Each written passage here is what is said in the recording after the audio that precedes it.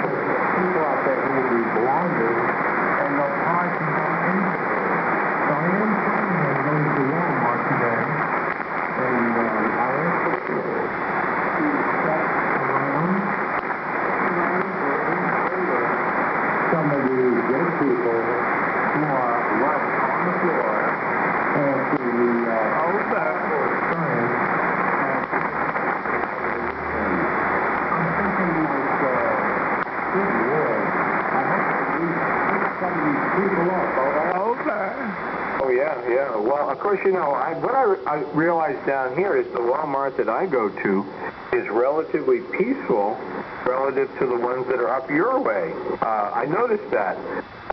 There's one, that story that you sent me, or maybe I sent it to you, about the police complaining that Walmarts in Massachusetts, certain parts of Massachusetts, I think Chicopee, Mass, was it?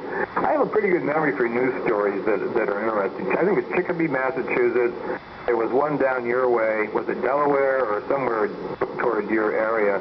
And yet another one in Florida, another one in Colorado. That these Walmarts had been consuming so much of police time, they had over 1,200 calls to the Walmart in the last year. Can you imagine that? The police being called to the local Walmart 1,200 times, either for shoplifting, somebody assaulting somebody else, who knows what. 1,200 calls to the Walmart. And the police were getting rather tired of it, saying, well, you know, Walmart should be paying the local police. If this is the kind of clientele they're going to take on, and we're going to get called 1,200 times to break up fights and whatever, then you should be paying the community for this kind of service. But, of course, you know, Walmart's not going to do that. But anyway. But that was an interesting news story. Yeah. Well, don't talk about Walmart today because I've already got on my agenda that I'm going to try to clean my house up a little bit. Just take some of these boxes out and organize things. Maybe I shouldn't call it cleaning. Maybe I shouldn't call it cleaning. What I should really call it is organizing. I'm organizing my index cards. Oh, yeah. Well, okay. So, by the way, I swear to God, I wish that these people, these I want to find business QSO.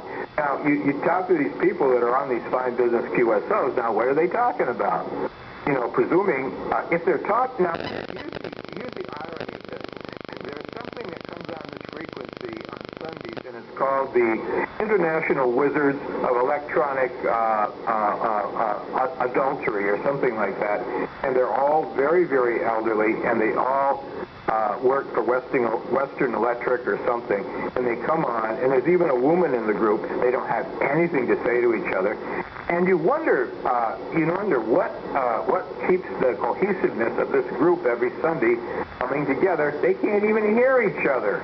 You know, I monitor them, and we can't hear you, Helmut. Helmut, we can't hear you. I heard little parts of what you said, but Helmut, are you and Dorothy going to Oz next week again? Are you returning to Oz?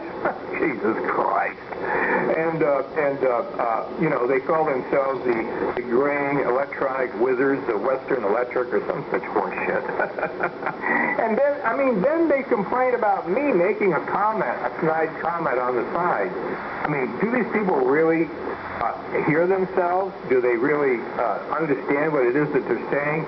Do they know that they have Skype? Do they know that they have telephones? Do they know they have iPads like my sister? My sister's not technical at all. She's a retired bio teacher. She's not that technical in electronics, nor does she care. And she carries this little iPhone around, and like I said, it's got all these functions.